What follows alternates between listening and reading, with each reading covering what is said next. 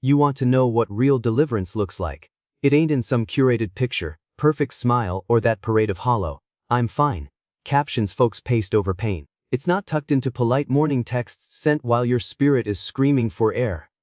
That right there, that's not power. That's pretending. Real power, oh, it's quieter than you think. It's walking forward like the narcissist was never even written into your story. No chains, no residue.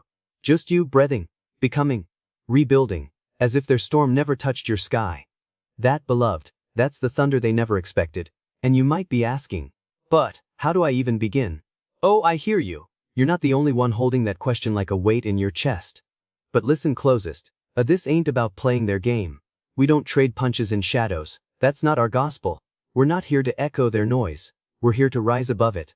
See, the narcissist survives on the struggle. They drink from the well of your confusion, your doubt, your silence. But you were never meant to dwell in their pit. You were meant for the mountain. And that first step up, it's not loud, it's not flashy. It's sacred. It's freedom stretching out its hand and saying, "Come home." You don't need to prove your worth to the narcissist. You don't need to match their ego with your strength. All you gotta do is outgrow them, and friend, when that happens, oh, they'll feel it. Not because you slammed the door. Not because you made a scene. They go, but because your peace became too deafening for their noise to compete. Let me give it to you straight. The narcissist never believes you'll leave. That's their fatal miscalculation. They build this crooked castle on the assumption that you'll bend, you'll break, you'll always return. That your soul was stitched to theirs for keeps. But there comes a moment, and it might slip in like a whisper or crash down like a holy fire, when something in you snaps into place.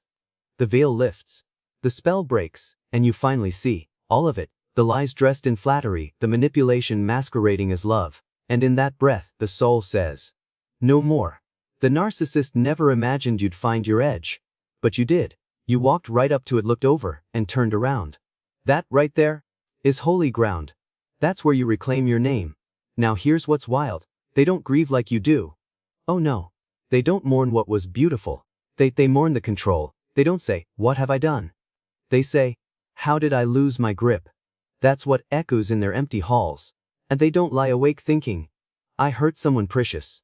No, they stare at the ceiling and wonder, "How dare they shine without me?" And that thought, that quiet, relentless thought, it haunts them, because deep down they know, you rose from the ashes of their shadow and became untouchable. It's not your absence that wrecks them. It's your peace, your calm, your joy that didn't need their chaos to survive. They can't wrap their mind around that, because their world only spins when you're orbiting their false sun. But now, you've become your own universe, and they're left wandering space, reaching for strings that no longer exist, pulling at air where your spirit used to be tethered. This ain't revenge. This is resurrection. And the best part, you don't have to swing. You don't have to scream. You don't even have to speak. You just live. You heal. You rise. And in that rising, their grip withers to dust. You walk into the life they swore you'd never touch without them. And oh, how wrong they were. Let's keep going. You want to shake their world without lifting a hand. You want them to feel the earthquake without hearing a sound. You disappear. Not in anger, not in drama. Just stillness. You fade not to punish, but to rebuild. You don't go ghost to haunt. You go ghost to heal. And that, my friend, is holy fire. Because hear me now, they were never listening. You poured out your truth in monologues and midnight cries, and all they heard was noise. You could spell out every wound, and they'd blink like you asked for the weather. You want to leave a mark? Walk out of their narrative without a script. Let them feel the emptiness where your energy used to pour. Let the silence speak the sermons they never cared to hear. And while they sit with their questions, where you went, why the light dimmed, you're out glowing. Not for claps. Not for likes. Not for the crowd. This glow, it's sacred, it's for the mirror. It's for the morning light that touches your healed face. It's for you, learn something new. Go someplace strange, laugh until your chest forgets how it used to ache. Chase the wind, feel the ground, not for them. For you. Oh beloved. This is where it turns. This is where the ashes stop speaking and the fire in your bones begins to rise. The narcissist never saw it coming. They stood there, smug and sure, convinced you'd crumble in the wreckage they left behind. They thought you'd make a home out of heartbreak. But instead, you stood up, you dusted yourself off. You started writing a story so beautiful they don't even make the prologue, let alone the plot. And yes, they will come back. Count on it. Whether it's weeks, months, or years later, they'll slip back in with some cryptic little whisper like, "I miss us." Don't answer. Let your silence roar. Let your absence speak in ways your words never could. That's not coldness, that's clarity. You don't need to text back. You don't owe a speech. You don't need to type, "I'm done." Because you already are. The life you're living now says it louder than any reply ever could. You're not angry. You're unavailable. That's real power. That's what peace looks like when it's dressed in freedom. They and hear me. When that "good morning" rolls in, wrapped in fake innocence, don't you dare reach for that door. That door, that's the one they slammed, remember?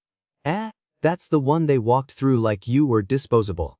And now, they don't get to enter the home you've built with holy hands and hard truth. Because what you've built, oh, it's sacred now. They can't touch it, can't twist it, can't poison it.